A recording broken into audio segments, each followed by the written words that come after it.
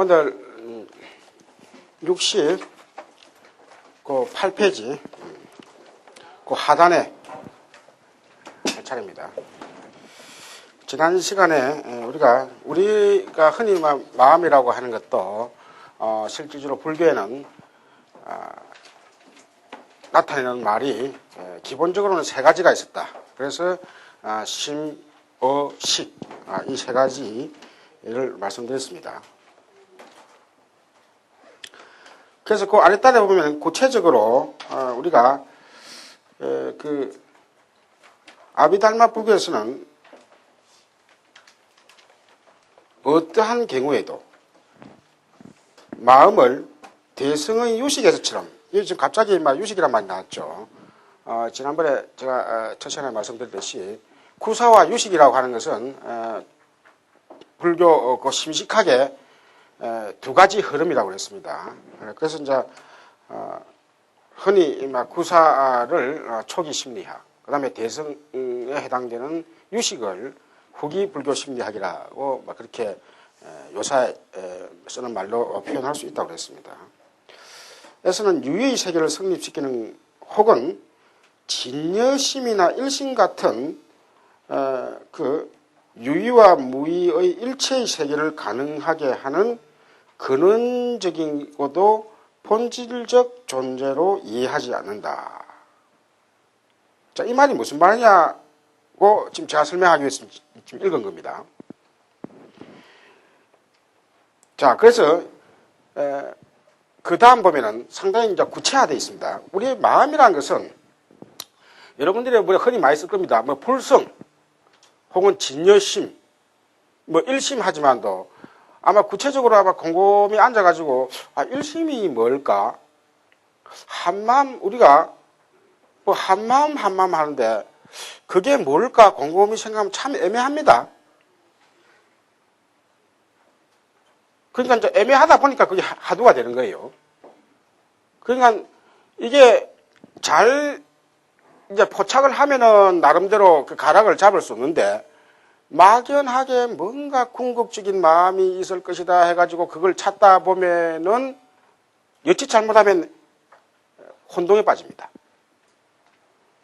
그런데 이제 아비달마에서는 그런 방법을 쓰지 않는다는 말이에요. 이게 지금 이 말이 그 방법 말했죠. 근원적이고도 본질적인 존재로 이해하지 않는다 이 말이에요. 우리가. 그래서 우리가 흔히 요새 쓴 말 있잖아요. 우주심,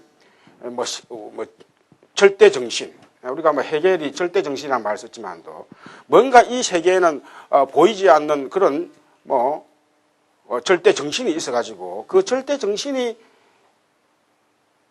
종교에 따라서는 그걸 신이라고도 표현할 수 있겠죠. 그 절대정신의 의지에 따라서 세계가 이렇게 저렇게 움직인다 하는 방법들을 일찍이 서양 쪽에서는 많이 써왔습니다. 그래서 인간의 소소한 의지와는 관계없이 큰 물줄기가 이 세계를 좌지우지하면서 흘러가면은 그 인간은 암만 빠둥빠둥 돼도 자기가 마음을 이렇게 묶고 저렇게 묶고 빠둥빠둥 돼도 그 큰 물줄기에 어쩔 수 없이 휩쓸릴 수밖에 없다고 하는 그런 구조가 많이 있습니다. 실질적으로. 불교는 그런 사유 구조를 실제로는 비판하는 데 있습니다. 우리가 그래서 불교는 상대주의다.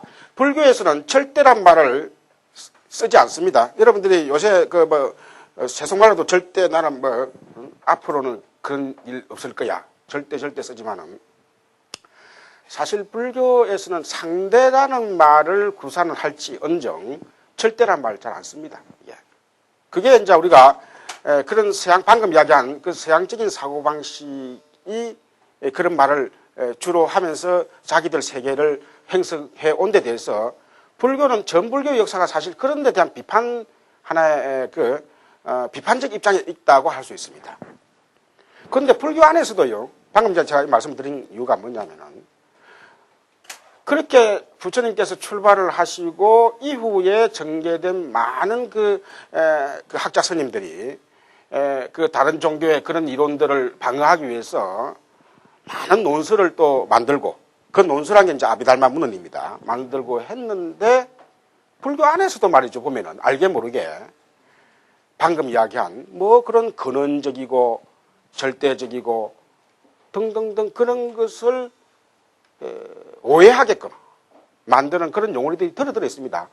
물론 불성이나 열의장이라고 하는 것이 방금 그런 그 오해할 수 있는 소지만 없애버리면은 불교적으로 얼마든지 좋게 그 방편으로서 응용을 할 수 있습니다.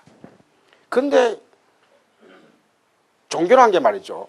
종교라고 하는 것은 어떤 특수한 뭐냐면 엘리트 계층이나 학자들이 주로 그 종교를 믿는 게 아니에요. 실질적으로 종교의 대부분은 평균인입니다. 우리가 흔히 말할 때 중품인, 그걸 중품인이라고 합니다. 그래서 우리가 불교의 그 흐름도요, 실질적으로 그런 중품인들의 흐름에 맞추다 보니까 어쩔 수 없이 그런 포교의 편의상 혹은 또 설명의 편의상 그런 방법을 쓰지만은 어디까지나 그 이론적으로 말할 때는 방금도 이야기했죠. 그런 뭔가 근원적이고 본질적이고 그 하나가 좌지우지 다 한다. 그래서 우리가 우리 바깥에 어떤 일자가 있어가지고 하나라고 하는 일자가 있어가지고 그 일자가 마치 많은 것을 다 이렇게 전변시켜서 자 서양의 그런 이론은 이것은 이제 창조 어떤 일자가 창조를 했다고 하지만은 인도에서는 전변을 했다고 그랬습니다. 이렇게 전변을 해가지고 각자 모습들 개개물물의 모습들은 다 다르지만은 그 일자에서 흘러나왔다는 것이 그걸 이제 전변이란 말 그 말입니다. 구를 전자에다가 변할 변자입니다. 다 그 흘러나왔다는 것이죠. 그래서 이 개별자와 일자는 그 근본 성질이 이 이론이 하면 같겠습니까? 다르겠습니까? 같겠죠. 그렇지요. 근본. 그래서 이 근본으로 돌아가야 된다 하는 이론들입니다. 그래서 근본으로 돌아가지 못한 이유가 뭐냐 할 때 그걸 번뇌라고 합니다. 그러니까 불교 아닌 외도들도 번뇌라는 말을 엄청나게 탐진치가 불교만 있는 것이 아니라 실제로는 탐진치가 그쪽에 또 다 보편적으로 쓰고 있습니다. 그냥 탐진치 때문에 이쪽을 못 가고 있다고 합니다. 그러니까 그 나름대로 그쪽에서도 자기 수행을 통해서 얼마든지 제 일자를 알 수 있다.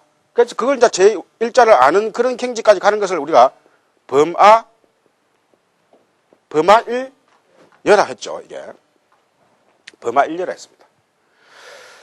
자, 그런데 자 이때만 우리가 이 처음에 궁극적으로 있는 그 존재의 마음을 근원적인 마음이라고 할 수 있습니다. 이렇게 그 근원적인 마음에 설려놨다. 근데 불교는 이런 방법을 안 쓴다는 것이죠. 자, 불교의 이런 근원적인 바깥의 존재를 인정합니까? 그동안 들은 상식으로는 존재 안 하죠?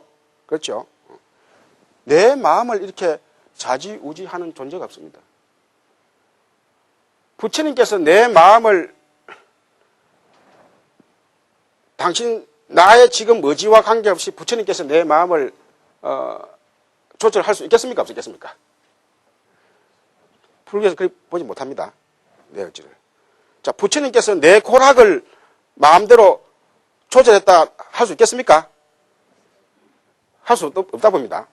다른 종교에서는 그것을 할 수 있다고 봅니다. 이게 이제 근본 차이입니다, 이게. 불교에서는 내 고락은 내가 진흙밭에서 내가 그 나와야 됩니다, 이렇게. 그래서 우리가 사실 이제 이게 참 불교가 한편 생각하면 어려운 점이에요. 태평양에 폭풍우가 치가지고 막 갈 때, 배가 흔들거리고 할 때, 그때 누구나 다 인간이면 뭔가 부릅니다. 그 문화권마다 다 누가 부르겠죠. 들 때 이름을 부르겠죠. 불교에서도 우리가 아이고 부처님, 혹은 또 가장 그 위급한 상황에서는 불교에서는 간센보살을 많이 이제 우리가 간센보살 본품에 해가지고 그 경설이 법화경에 또 있지만 또 그 간센보살 그 품 그 자체 하나만으로도 워낙 오랫동안 유통이 되다 보니까 말하자면 불교주의에서는 그 간센보살이 상징하는 의미가 꼭 그렇습니다. 말하자면 그 세음이라고 하듯이 이 세음, 세상의 음을 다 미주알 코주알 다 가나시는 분이니까 그런 위급한 상황 속에서 내가 그 부르짖는 그 소리 혹은 또 말 그대로 고난에 빠진 소리를 듣고 놔두실 것이다고 하는 믿음이 이제 불교 안에 있습니다. 이게.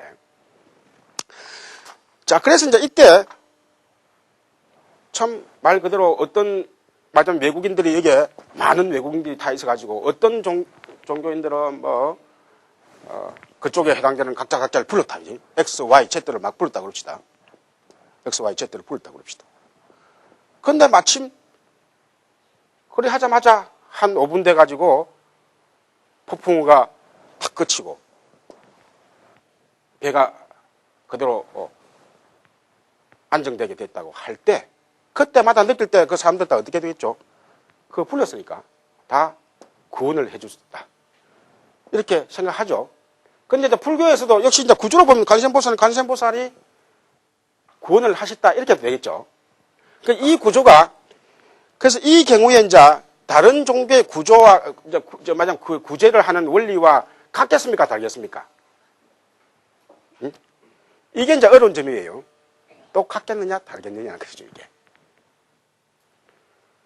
이제 불교의 정통 이론에 의할 것 같으면은,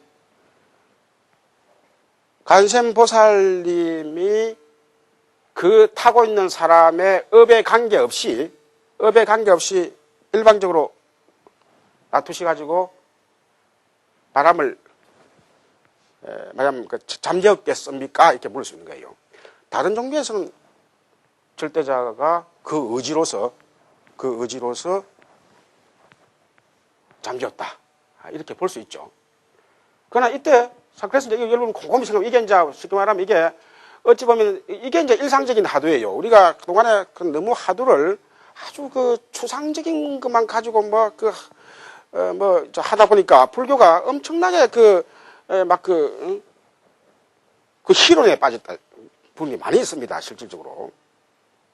실제로 이런 걸 이제 우리가 곰곰이 생각해요. 이건 이제 여러분한테도 상당히 이제 부닥치는 문제예요, 실제로. 그래서 우리가 법화경 등등 이 간센보살 법문품이 법화경 안에 옵니다. 그럼 법화경에도 또 이 비슷한 예가 뭐냐면 불난집에 애들이 뭣도 불도 난 줄 모르고 장난을 치고 있습니다. 그러니까 그 애들을 빨리 그 집 밖으로 풀러내야 되겠는데 그 방법이 도대체 그래서 이제 그거 보면은 부처님께서는 애들을 신통으로도 얼마든지 불러낼 수 있지만은 그렇게 했습니까? 안 했습니까? 그래 안 했다는 거예요. 여기에 이제 우리가 해답이 있습니다. 여기에 이런 문제들이 다 해답이 있습니다. 그러면서 그 애들에게 집 밖에 뭐가 있다고 그랬죠? 아주 훌륭한 너희들이 좋아하는 장난감이 있다고 그랬습니다. 그래서 장난감이 있다고 넣으니까 장난감보다도 더 좋은, 그렇죠? 수레를 줬다. 이런 그 표현이 나옵니다. 그래서 이게, 그러면 결국 뭐냐면은, 우리가 이런 쪽에, 불교 쪽에서 볼 때는 결국은 이 고난을 벗어나는 것도, 결국은 우리가 어떤 이적으로서, 기적으로서는 그래 나타나는 게 아니다. 그거 알 수 있습니다. 그래서, 물론 이제 이런 문제는 우리가 아까도 말씀드렸지만 또, 불교를 믿는 계층이 워낙 다양하고 또 자기 그 처해 있는 환경이 또 각색이기 때문에 우리가 불교에서는 이런 우리가 초기 불교 내지는 정통 불교의 입장에서 볼 때는 이런 경우에 간센보살을 칭함을 통해 가지고 자기 마음의 평정을 찾고 그 마음의 평정 속에서 가장 그 위기를 탈출할 수 있는 지혜가 나온다고 하는 그 정신을 놔둔 거예요. 마냥 그 표현한 것이죠. 그래서 물론 이제 이걸 불교의 업적으로 생각하면 자기 자신 그 당시 배에 탄 사람들이 전부 다가 공업으로서 전생 내지는 지난 시간 때 이제 그 사람들이 다 외국인들이니까 따지면 이제 전생이라고 해야 되겠죠. 그래서 이제 불교에서는 그런 전생 이야기를 통해 많이 갑니다. 전생에 이 배에 탄 사람들이 모두가 다 말 그대로 한 그룹에 그 어떤 그룹에 속해가지고 단체로 선행을 말하자면 그 방금 똑같은 상황 속에서 자기의 목숨을 던지면서 선행을 한 그룹들이 이 생에 그 동류한 업 때문에 용케 또 만나가지고 그 만나는 것도 가족으로 만나는 것보다 이 시간적으로 그 딱 처음에 그 장소에 배라고 하는 그 장소에 용케 모여 인연이 돼가지고 그래서 그 공업에 의해 가지고 그 사람들이 벗어났다는 것이죠. 그러니까 결국 벗어난 것은 누가 벗어났냐? 벗어나게 한 주체가 누구냐는 것이죠. 그렇기 때문에 불교는 결국 자기라는 것을 강조하기 위해서 그래서 보면은 불교는 많은 설화들이 있습니다. 그래 부처님은 그 전생 설화뿐만 아니라 많은 사람들의 그 전생 설화가 바로 이런 문제를 이제 가기 위해서입니다. 겉으로 보기에는 관세음보살이 구제하고 또 부처님께서 한 것 같지만은 실질적으로는 전생에 부처님을 만날 수 있는 인연, 혹은 관세음보살을 만날 수 있는 인연.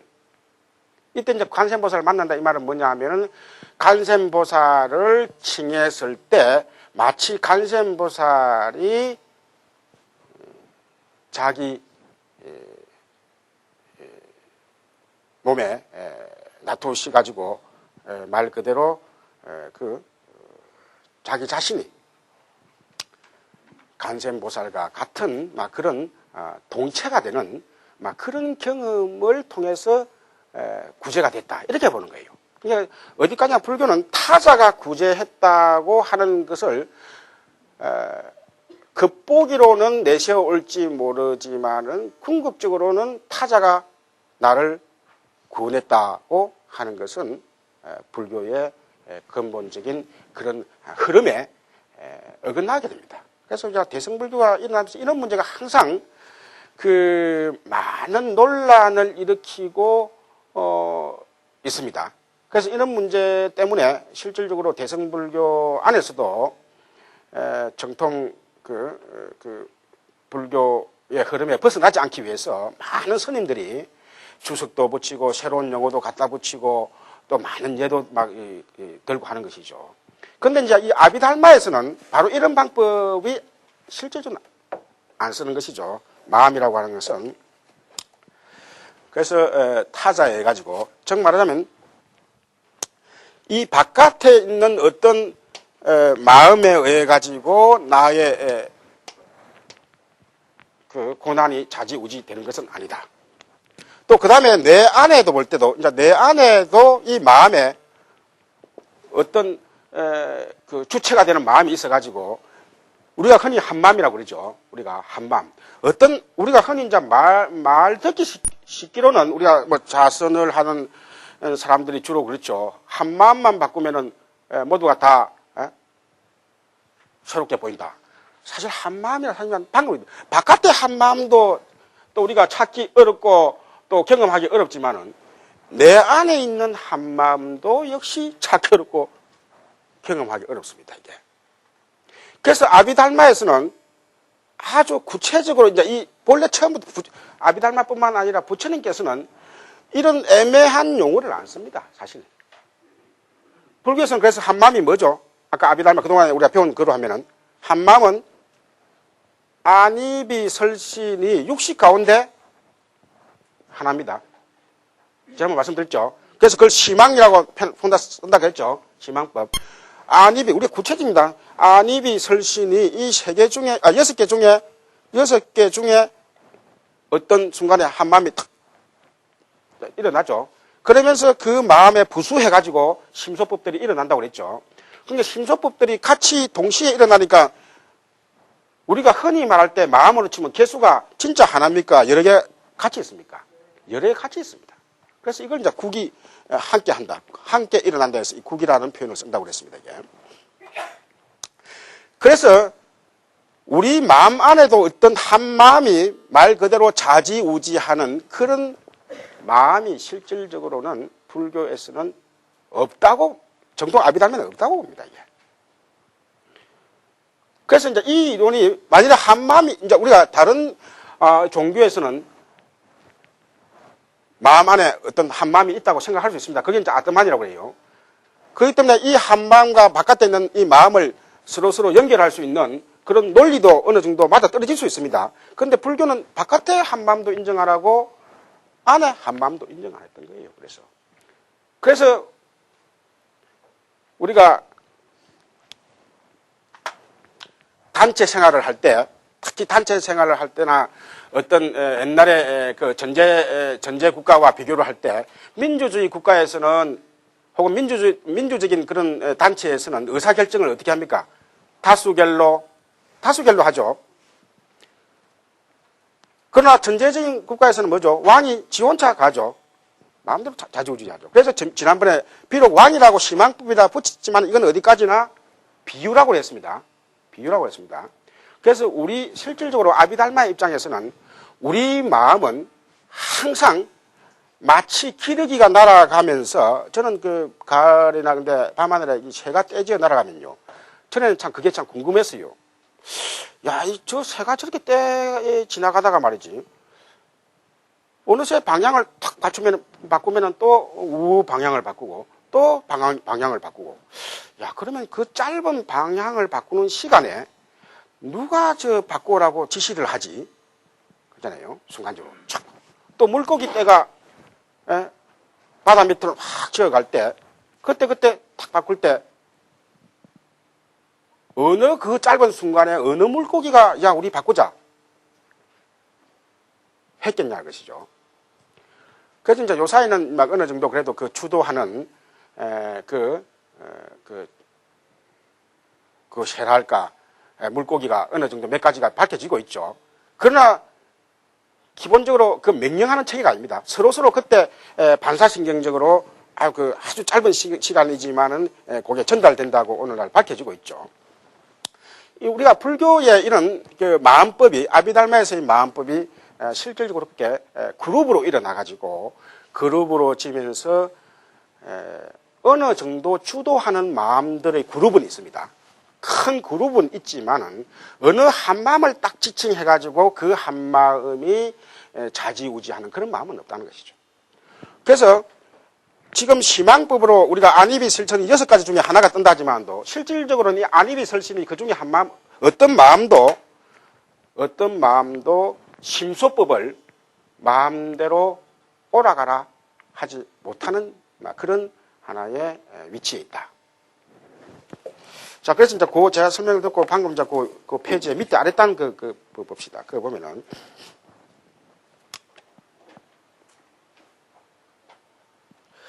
마음이란 무엇인가 해가지고, 예컨대 오늘 날씨가 좋다.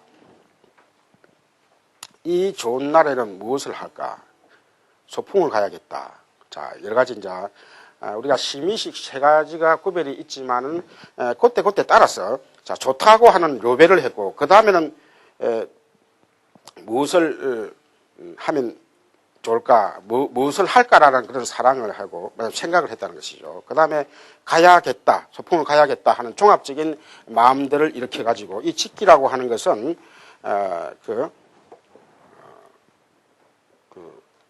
업식으로서 종합적인 마음을 해가지고 그 다음 그 결과를 일으키는 마음을 말합니다. 그래서. 자, 그래서 우선 조금 순수가 조금 다르지만 여러분들 이 부분이 조금 어렵기 때문에 예를 먼저 보도록 하는 게 아마 이해에 도움이 될 거예요. 그래서 지금 이제 5275법이 곧 여기 나오는데 이 부분이 상당히 만만치 않습니다. 즉 말하자면은 아까 우리가 그룹으로 일어난다 했고 그 마음법이 심소법에 46가지가 있습니다.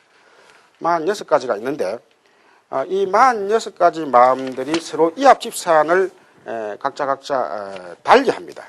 달리하는데 그 자기들의 그룹끼리 일어나면서 어떤 법은 또 항상 일어나는 법이 있습니다. 그래서 그 항상 일어나는 법을 대지법이라고 하는데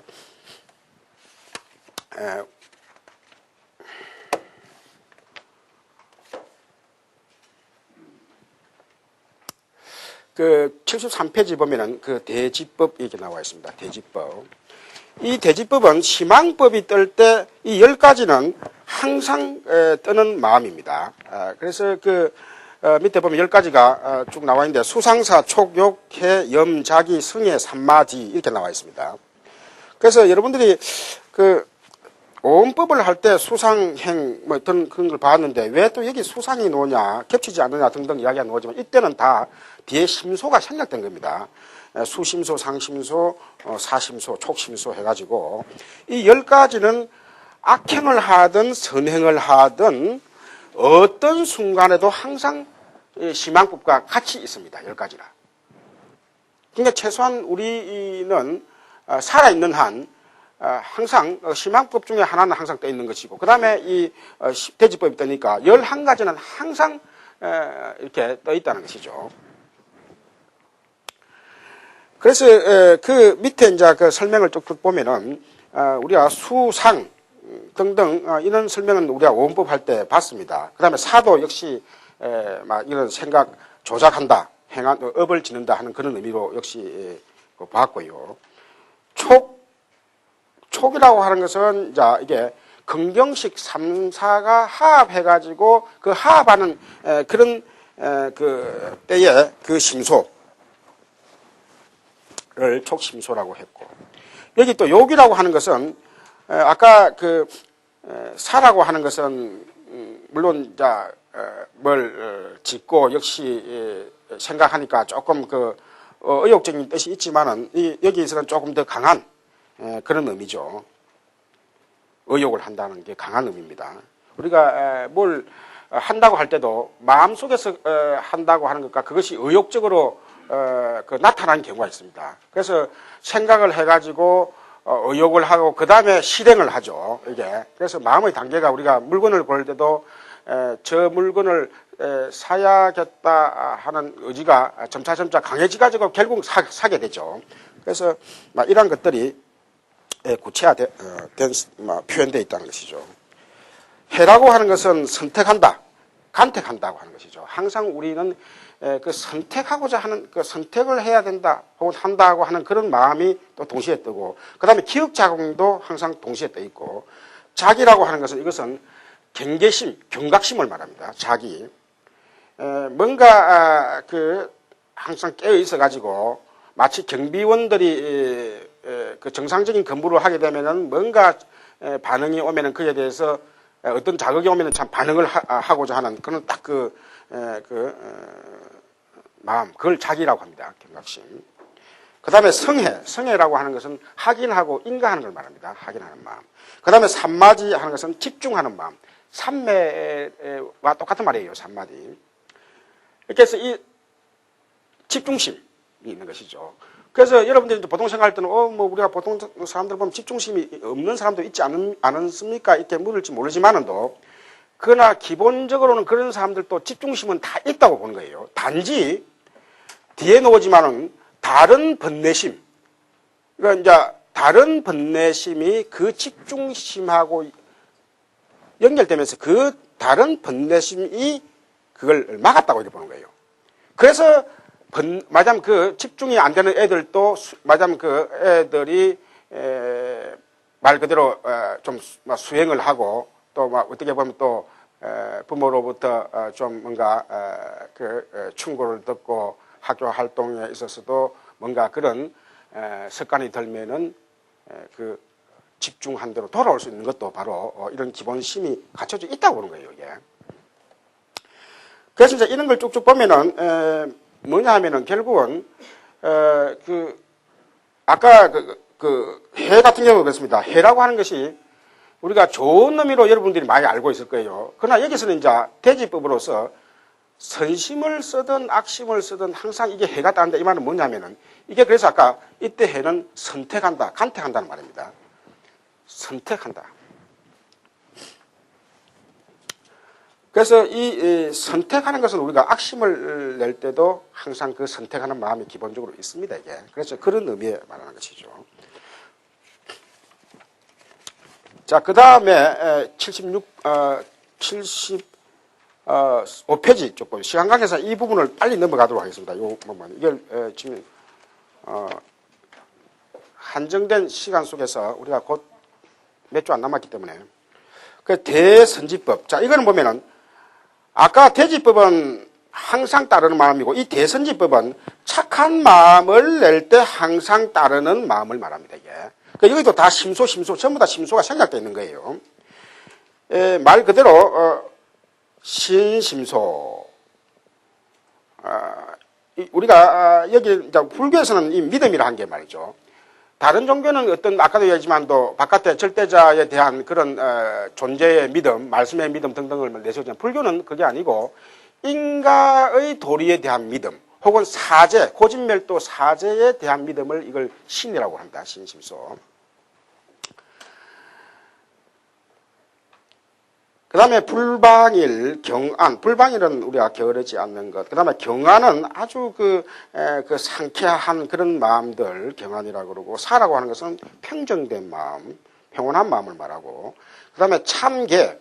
이거 참회라고, 두 개 다 부끄러워하는 것인데, 참은 자기 스스로 생각할 때 부끄러워하는 것을 참심소라고 그러고, 계라고 하는 것은 남과 견주어 볼 때 혹은 남의 충고에서 자기 부끄러움을 느낄 때 이걸 괴라고 합니다. 이걸 다 같은 부끄러움이라도 자기 스스로 정말 내가 곰곰이 생각해도 참 이거 참 하늘에 참 부끄러운 일이다 할 때 이때는 이제 스스로가 이제 참회에 해당되는 것이죠. 걔는 아까 설명했듯이 남과의 관계 속에서 부끄러움을 느낍니다. 그 다음에 무탐무진, 설명 안 해도 알겠죠. 당연히 뭐 탐심이 없는 것이고 또 진심, 썩내는 마음이 없는 것이죠. 그 다음에 불해, 남을 해치지 않는 마음. 그 다음에 아주 이거는 부지런한 마음이죠. 따지면 다 해석이 다 이 대선지법이죠. 그래서 우리가 착한 행위를 할 때 혹은 착한 마음을 먹을 때는 이 대선지법이 항상 따른다는 것이죠. 자, 그런데 훅 넘어가가지고 우선 먼저 뭘 보냐면은 대번뇌지법 앞에 대불선지법을 보세요. 77번, 4번, 3번을 보기 전에 77페이지 둘째 줄에 보면은 대불선지법이 있습니다. 불교는 이 대불선지법을 두 개로 보고 있습니다. 그래서 이게 무참무계.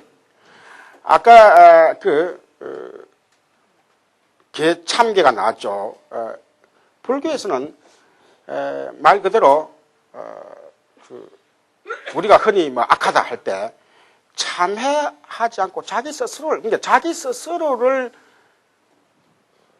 모르는 것을 이걸 사실 악이라 봅니다. 이게 이제 말하자면 우리가 이 불교적인 이제 하나의 불교다운 개념정이죠. 우리가 어떤 말하자면 종교든지 어떤 절대자의 의지에 어긋나느냐 안 어긋나느냐에 따라서 근원적인 그런 선악을 구별을 많이 합니다. 우리가 세속적인 선악 구별은 종교마다 다 거의 다 일치합니다. 세속적으로 남을 어떻게 하라, 살도, 엉망 등등 이런 이야기는 다 가죠. 그러나 이제 근원적인 선이 뭐다, 근원적인 악이 뭐다 이렇게 할 때 불교에서는 자기 자신을 모르는 것이 이게 말하면은 그게 악입니다. 그래서 결국은 자기가 잘못을 저질렀을 때 불교에서는 잘못을 저질렀다는 그 자체를 모르는 것, 참여하지 않는 것, 그러니까 부끄러워하지 않는 이것을 악으로 보는 것이죠. 그러니까 잘못을 할 수 있다고 하는 것은 누구나 다 그것은 인간 중생이니까 그럴 수 있다는 것이죠. 문제는 그것을 자기가 참회하지 않는다.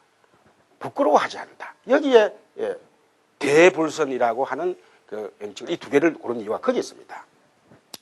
근데 이제 나머지 보면 대번뇌지법과 소번뇌지법이 나오는데 76페이지는 그 대번뇌지법이 나오고 77페이지는 소번뇌지법이 나옵니다. 이거는 뭐냐면은 불교에서는 번뇌라고 하는 것은 선도 아니고 악도 아니란 말이에요.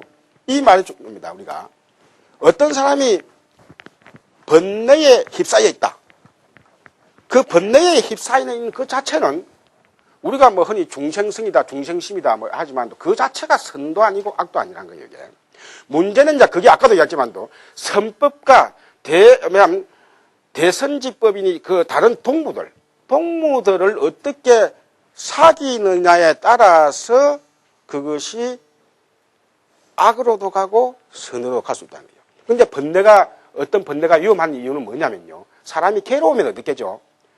사람이 어려우면은 자기 자신에 집착을 합니다. 사람이 어려우면은. 물론 사람이 즐거워도 집착을 하지만은, 사람이 괴로우면은 더 자기 자신에 집착을 합니다. 근데 자기 자신에 집착을 하니까 남을 어떻게 되죠?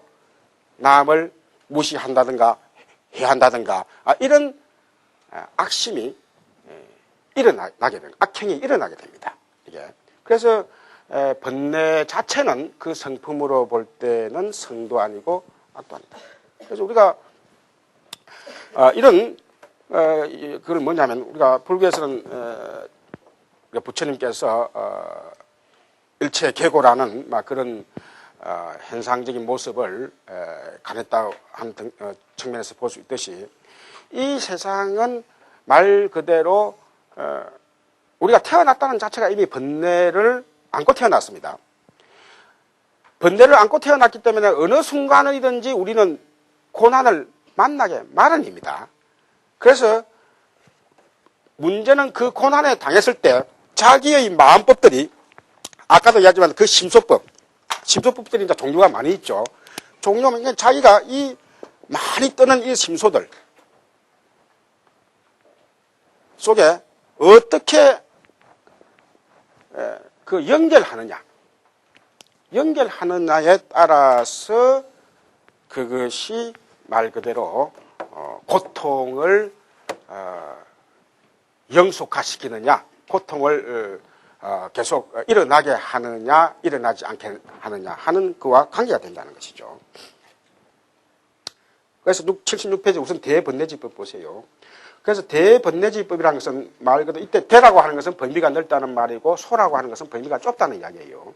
또 한편으로는 소라고 하는 것은 조금 여러분들이 그 기억을 또 하실지 모르겠지만 또 항상 그 불교에서는 우리가 이 육식 안입이 설신이를 항상 생각했어요. 안입이 설신이에서 안입이 설신이에서 마지막 이 제6의식은 전의식과 성류가 좀 다릅니다.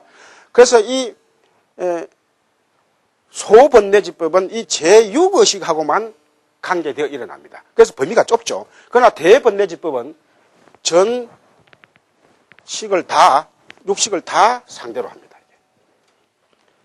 그러니까 우리가 그 종류를 보면 이제 곧 알겠지만도 소번뇌지법은 제6식에서 일어나기 때문에 상당히 번뇌의 아주 그 세력이 강합니다. 아주 세력이 강해. 떼내기 힘듭니다. 그러나 전오식에 일어난 그런 대번뇌지법들은 그 세력이 약해서 쉽게 떨쳐낼 수 있다는 것이죠, 이게. 그래서 그 대번뇌지법 우선 그 개수가 7개 있죠. 그거 보세요. 대번뇌지법 보면은. 자, 우선 그 치가 나옵니다. 76페이지 위에서 5줄 치. 이 치라고 하는 것은 어리석을 치자로서 무명과 같은 말입니다. 무명. 자, 그래서 무명심, 방일심, 해태심, 불신심, 혼친심. 이 혼침이라고 하는 것은 요새 말하면 우울심, 우울한 마음을 말합니다. 그 다음에 이 도거라고 하는 것은 들뜬 마음. 그래서 이런 들뜬 마음들, 이런 것들은 따지고 보면 그렇게 크게 우리를 괴롭히는 큰 마음들이 아니죠. 이 다 범위들이 보면요. 그렇죠. 어떤 사람은 다 어느 정도 이런 마음들이 있을 것이고, 또 우울한 마음, 우리가 오늘날 우울심이라는 것은 거의 한 반은 다 갖고 있다고 그러죠. 그 다음에 또 도구심 등등 들뜬 마음. 문제는 이제 이러한 번뇌심들이 말 그대로, 아까 무참무게를 위시한 혹은 또 뒤에 부정심소에 놓는 탐심소와 진심소 등등과 합해가지고 전체적으로 염오심을 그 염오심의 그 색깔을 내면서 전체적으로 그 악행 내지는 막 불선하게 되는 막 그런 그 역할을 한다는 것이죠. 그런데 77페이지 제일 밑에 줄에 77페이지 밑에서 다섯째 줄 그 보면 소번내지법 보세요. 이 소번내지법이 그 앞에 글자는 소지만 실질적으로 이게 의미는 강렬하다는 의미예요. 이게 아까 대번내지법은 말 그대로 아까 보면 느슨한 그런 번뇌들입니다. 그러나 여기 보면 이제 분 10가지가 있는데 분이라고 하는 것은 아주 그 분노 우리가 성내는 거하고 분노하고는 또 다릅니다.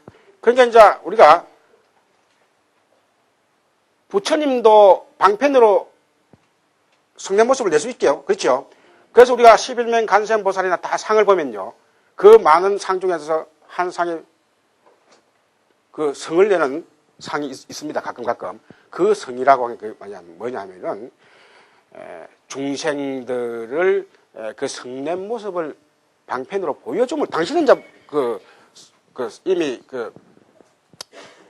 다 그런 심소들을 다 떨쳤죠. 그러니까 이제 보살이고 불이죠. 그러나 중생들로 하여금 그 모습을 보임을 통해 가지고 경책을 하는 그 하나의 방편이죠. 근데 여기 이제 소번뇌지법에는 전부 다 강렬하고, 그게 분노심. 그 다음에 이 부라고 하는 것은 은폐심. 우리가 뭘 자꾸 숨기려고 그러죠. 그 은폐심 말하고. 그 다음에 질투심. 우리가 인간은 뭐 질투심이 있음을 통해서 뭐 재미가 더 있다고 등등 표현을 쓰지만은 실질적으로 이게 아주 모든 사람들이 강합니다, 이게. 그 다음에 내심. 우리가 이제 이 내라고 하는 것은 자기 혼자 너무 그 집착하는 그 자집착이 아주 이 강한 사람을 말합니다. 요새 그러면 우리가 흔히 말하면 그 뭐죠? 그 있는데 요새 그 갑자기 그 뭐죠? 자폐증. 그렇죠. 내가 고시가 자폐 현상들. 자기 자신에 너무 그 집착을 해가지고 아주 그러면서 왕자왕하는 그런 사람들이 있습니다. 그걸 이제 내심. 내라고 하는 게 막 자기 안에서 막 흔들리는 거 말입니다. 그래서 우리가 번뇌할 때 이 내를 쓰는 이유가 뭐냐면 자기 스스로 아주 흔들리는 그런 마음들을 말합니다. 우리가 이게 그런 마음이 요새식으로 표현하면 아까 자폐보다도 뭔가 이거 자관 불안증, 자관 그런 아주 아까 도고심, 대번뇌지법의 도고심은 말 그대로 들던 마음이고, 이것은 그보다 아주 강렬하면서 이 안절부절하지 못하는 그런 것을 내심이라고 그러죠. 그 다음에 해심. 해심은 남을 해치는 그런 마음 역시 아주 또 강렬한 것. 그 다음에 한이라고 우리가 한 맺힌다 그랬죠. 자기가 하지 못한 데 대해서 한을 낸다 할까. 그것은 등등 이런 아주 지나간 일에 대해서 아주 집착을 해가지고 마음을 내는 것을 말하죠. 그 다음에 아첨하는 마음. 그 다음에 이거는 아주 남을 삿되게 속이는 그 마음들. 그 다음에 교라고 하는 게 교만심. 이 10가지입니다. 그래서 여러분이 곰곰이 생각해보면 이 모든 사람들이 이 10가지를 따지고 보면 대부분 다 갖고 있습니다. 그러나 어쩌면 참 사람에 따라서는 또 강렬하죠. 그래서 이 10가지, 아까 대번뇌지법은 함께 뜨지만 이 소번뇌지법은 각자가 뜹니다. 그걸 이제 별개한다는 말이에요. 각자가 뜨는 이유가 세력이 워낙 강하다 보니까 각자 하나씩 뜨면서도 사람을 아주 혼란스럽게 한다는 것이죠. 이 번뇌의 세력이 가장 강하다 보니까. 그래서 어떤 사람은 질투심 때문에 사람 목숨을 죽일 수도 있고, 그마침 한마음이 그렇게 강하기 때문에 그렇습니다. 그러나 앞에 대번뇌지법은 뜬다 해도 사람의 예를 들면 하나가 사람을 어떻게 좌지우지 하지 않죠. 예를 들면 우리가 아까도 이야기했지만 또 우울증 때문에 사람이 우리가 흔히 죽는다 할 때도 그 대번뇌지법의 혼침심도 뜨지만은 그 혼침심까지만 있을 때는 사람은 그 우울한 현상을 그대로 갖고 있다고 볼 것 같으면, 만일에 여기에 우울한 데다가 내심, 소번뇌지법의 내심까지도 같이 떴다고 할 것 같으면 그 사람은 결국은 살아가기가 힘들 정도의 고통을 느끼고 있다. 이렇게 이제 충분히 추측을 할 수 있는 거예요, 이렇게. 자, 근데 이제 마지막에 이 교가 말이죠. 상당히 많이, 우리가 아만, 교만 등등 많이 쓰이죠. 그래서 교하고 만이, 이렇게 쓰이는데, 불교에서는 사실 이제 교만이라는 용이 요새는 같이 쓰지만, 원래는 이 교자 다르고 만자 다릅니다. 아까 참자하고 개자 다르듯이, 교는 뭐냐 하면은, 자기 혼자 있어도 아주 교만한 걸. 맞으면 자기 혼자 있으면서 아주 아집심이 많은 그런 현상을 교심이라고 합니다. 뒤에 이제 만심은 항상 남하고 비교해가지고 자기 자신을 항상 그 우위에 둔다든가 혹은 또 자기 자신을 과도하게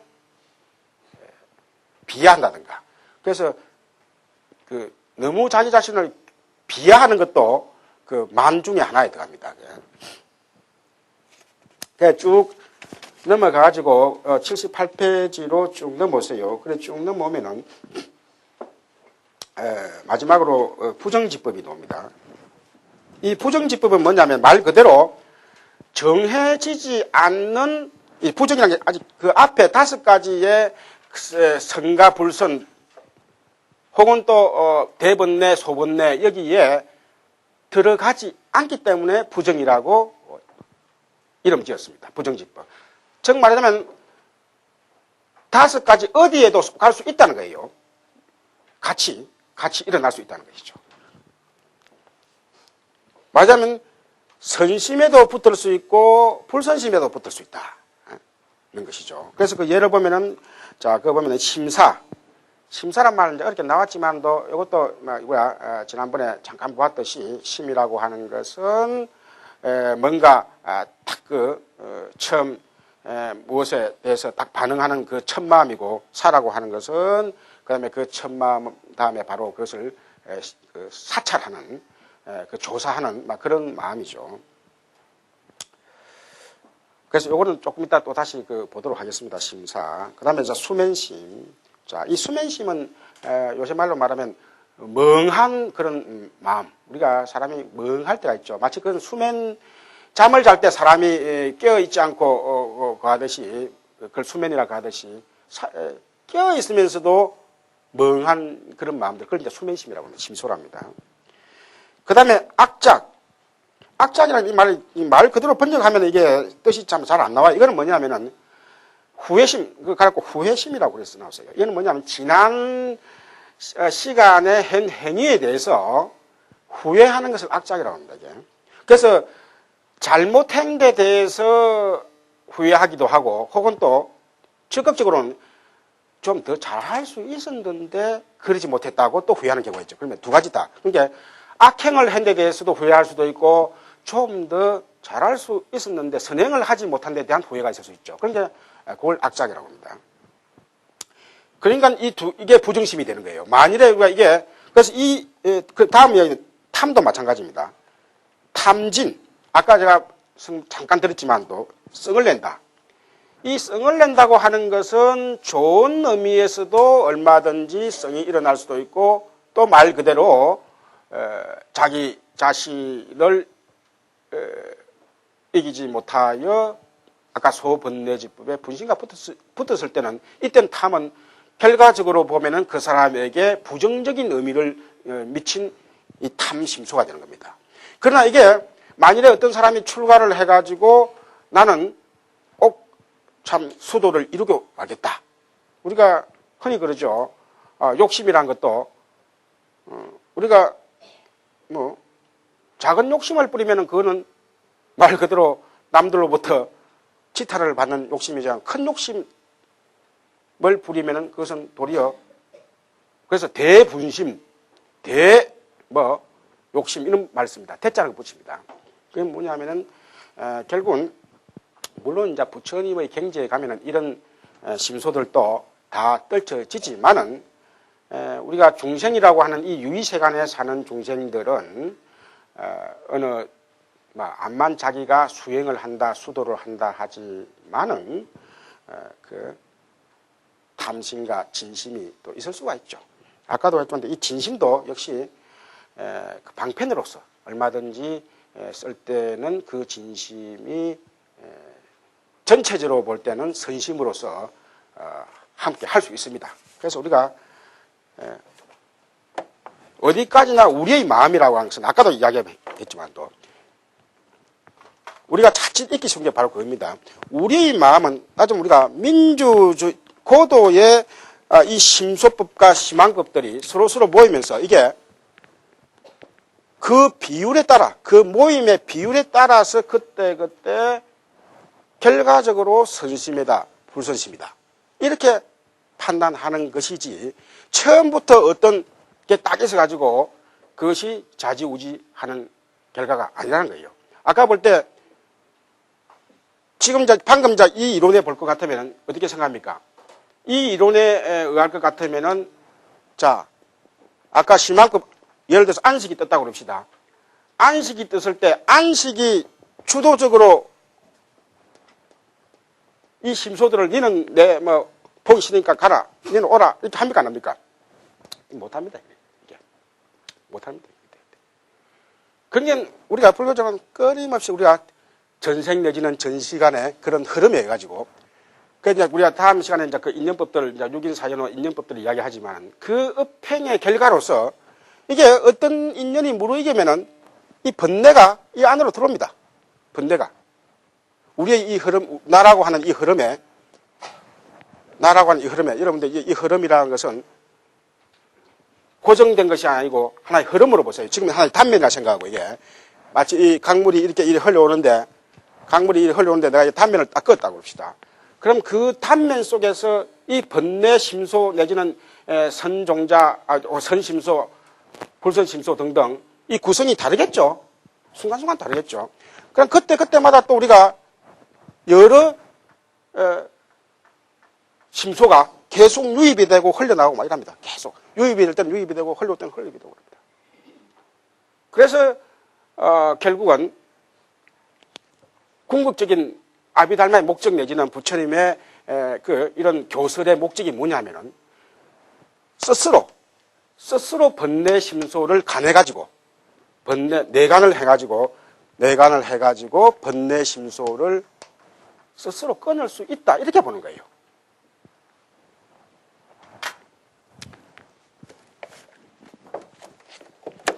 자, 그래서 79페이지에 그 아랫단에 그거 한번 읽어보세요. 그 아랫단을 읽어보면은 만에 대해서 나누는 가지수들이 쭉 있는데 우리가 아만도 많이 쓰이죠. 정상만 불교적으로 많이 쓰는 게 아만 정상만이 많이 씁니다. 근데 아만은 보면은 오치온에 대해서 그것을 자기나 자기 것이라고 집착하는 것을 아만이라고 그러고 정상만이라고 하는 것은 도를 이루지 못했는데도 그것을 도를 얻었다고 하는 것을 정상만이라 합니다. 그래서 이제 우리가 대승불교가 일어나게 되면 이 정상만을 가진 출가자는 제가 초보자보다도 도를 더 이루기 어렵다 하는 그런 표현이 들어든 겁니다. 이게 무슨 말이냐면은 자기 자신이 도를 이루지 못하고도 도를 얻었다고 하는 교만에 이 정상만에 빠진 사람은 그것이 하나의 장벽이 돼가지고 절대 성불하지 못한다 하는 그런 표현까지도 심지어 나타나게 됩니다. 이게 이제 우리가 그 대성에서 보살도를 성문도에 비해서 그 수성하다고 하는 그런 측면에서 이 정상만을 많이 인용을 합니다. 그 다음에 비만, 이때 비자, 우리가 요새 말하는 그 뚱뚱하다는 비만이 아니고 자기 자신을 너무 비하시키는 것도 이게 그 하나의 만에 들어간다는 것이죠. 말하자면 이 7가지를 이렇게 세세하게 나눈 이유가 뭐냐면요. 불교는 어디까지나 자기 자신을 있는 그대로 봐라. 이것이죠. 자기 자신을 있는 그대로 봄을 통해서 자기 자신을 정화시킬 수 있다는 거예요. 이게 뭐냐면 우리가 흔히 자기 자신을 있는 그대로 봐가 뭐 아낍니까? 때문에 물을 수도 있습니다. 자기 자신을 나는 내 자신을 조금 띄우가 볼랍니다. 안 그래도 요새 뭐 살기 다 자기 선전하고 자기 띄우는 세상인데 나는 좀 더 띄우고 살랍니다. 등등등. 이렇게 한다고 그럽시다. 그러나 불교에서는 기본적으로 자기 자신을 가장 잘 아는 것이 자기 자신의 원을 가장 빠르게 정확하게 성취하는 길이다. 이렇게 보고 있습니다. 이게. 이 점이. 순간적으로는 물론 아까 얘기했지만도 자기를 감안을 해가지고 자기를 띄우고 남으로부터 인정을 받을 수 있지만은 궁극적으로 볼 때는 자기 자신을 있는 그대로 관찰해가지고 그 관찰함을 통해서 길이 자연적으로 보인다는 것이죠. 이게 이제 우리가 이 개정해, 정해라고 하는 이 유명한 불교의 사마의 정신입니다. 개정해. 말하자면 우리가 정을 하면은 우리가 다른 종교에서는 정을 하면은 정에 머무른다는 그런 생각을 하기 쉽습니다. 그러나 불교에서는 정을 함을 통해 가지고 해가 적극적으로 나타난다 이렇게 보는 거예요. 예. 그래서 성사들이 그 성성적적이라는 말을 성사들이 주로 씁니다. 적적이란 말은 이게 아주 고요하고 참 뭔가 소란됨이 없는 걸 적정한다고 할 것 같으면은 성성이라고 하는 것은 마치 불을 눈앞에 훤히 보듯이 이 자기 자신을 관찰을 있는 그대로 하게 되면은 자기 자신을 보는 것뿐만 아니라 바깥 세상도 성성하게 볼 수 있으면서 자기가 가야 할 길이 그대로 보인다는 것이죠. 선택할 길이 그대로 해가 그대로 나타난다는 거예요. 이게 이제 우리가 다른 부처님께서 그 비비상처를 중심으로 한 그런 성정주의자들을 극복하는 하나의 그 대목과 일치됩니다. 이게. 그래서 이런 그 불교에서 이 만을 이렇게 자세하게 분류한다. 그 다음에 5275법을 이렇게 상세하게 분류하는 것도 결국은 우리가 사실 그 앞에는 우리가 요새 말하는 한마음이 어떻다 저떻다. 맞으면 아트만이 어떻다 저떻다. 그래가지고 그 아트만을 발견만 하기만 하면은 그 사람은 일체 번뇌로부터 해방된다고 한다. 요새 말하는 흔히 요새 불성을 찾기만 하면은 모두가 다 부처가 된다 이렇게 하죠. 그러나 사실 이게 그래서 불성을 찾는 방법의 가장 합리적이고 누구에게나 다 인정될 수 있는 방법이 이 아비달마라는 거예요, 결국은. 그래서 아비달마는 결국 뭡니까? 이 번뇌심을 다 떨치면은 그 드러난 마음이 결국 뭐가 되겠습니까? 결국 불성이 되는 거예요. 그래서 그 불성이라고 하는 것은 어디까지나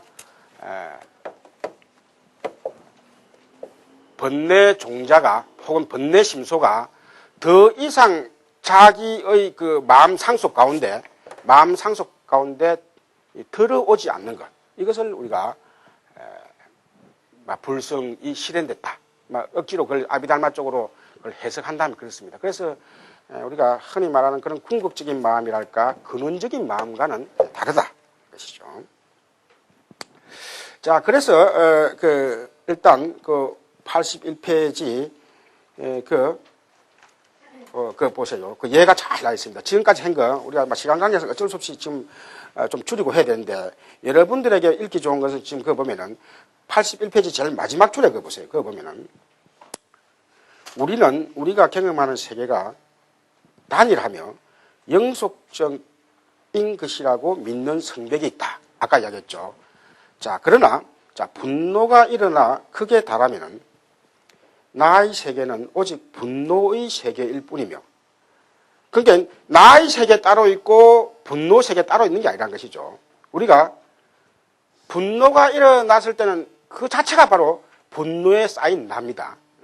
그러니까 나라고 하는 것이 바로 분노와 동심일체가 된 거예요. 자, 그것을 그런데 항구적이라고 믿는다. 맞으면 분노 따로 있고 나 따로 있다고 생각하기 쉽죠. 자, 누구나 그것은 다만 스쳐 지나가는 일시적 감정이라고 여기지 않는다.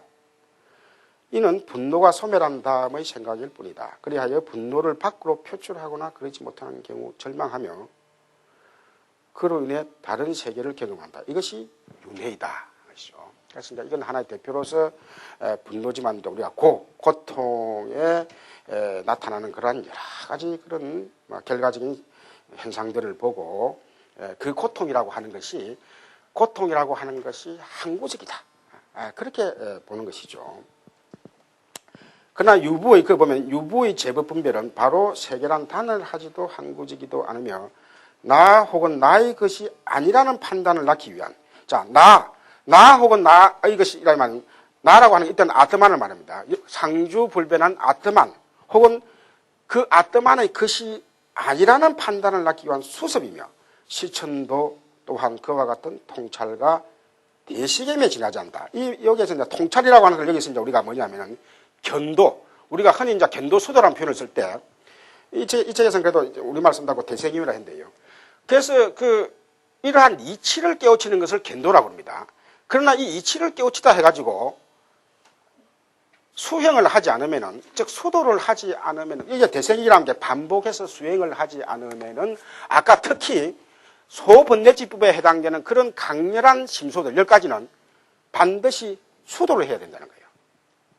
그러니까 아까 대번뇌지법은 견도를 통해서도 대치가 되는데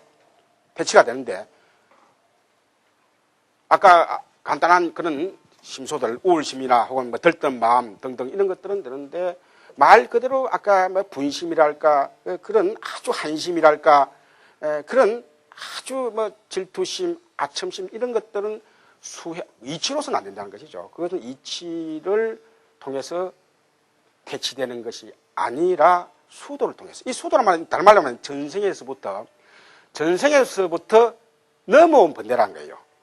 전생에서부터 넘어온 번뇌. 그래서 이 전생에부터 넘어온 번뇌는요. 워낙 그래서 우리가 그랬잖아요. 사람 성격이 사람들마다 다 다르잖아요. 따라서 그래서 특히 이 10가지는 소번뇌지법은 다 전생에서부터 넘어온 겁니다. 그래서 전생에서부터 넘어온 것은 반드시 이 생에서 반복 수행을 통해 가지고 해야 됩니다. 내가 마음으로 오늘 이제 내가 지금부터 성을 안 냈다. 이제 성을 내는 이치를 알았으니까 성 내면은 결국 내만 다친다 하는 걸 알지만은 사람이 또 인연을 만나면은 성을 냅니다. 이게 뭐냐면 바로 수소단을 해야 되기 때문에 그렇습니다. 자, 그래서 오늘은 시간이 돼서 요걸 한데 다음 시간에 여러분 자꾸 잊어버릴지 모르겠는데 69페이지 아까 그래서 이제 제가 좀 건너뛰는데 그 심사 문제를 남겨놨다는 이야기가 아마 지금 조금만 이야기할까요? 잠깐 지금 카메라가 좀 껐습니까? 어떻습니까? 그거 보면은 69페이지 그 위에서 5철저 그거 보세요. 아까 이제 심사, 부정지법의 심사하면서 그 나왔죠. 그래서 그 보면은 유부에 따르면 인식에는 심사와 사찰의 두 가지를 본질로 하는 감성적 인식과 자 여기 자성분별 나왔습니다. 이게 그래서 전오식은 자성분별을 하는데 제6식은 아까 소번뇌지법이 제6식에서 다 일어난다고 했습니다. 왜 그러냐면요. 제6오식은 다음에 나오는 개탁분별 즉 판단을 본질로 하는 오성적 인식. 이건 서양적인 그 칸트 용어를 빌려서 오성이라 했는데요. 이게 말하자면 불교 전문적인 용어는 개탁분별이라고 합니다. 이게 헤아릴 개자에다가 헤아릴 탁자입니다.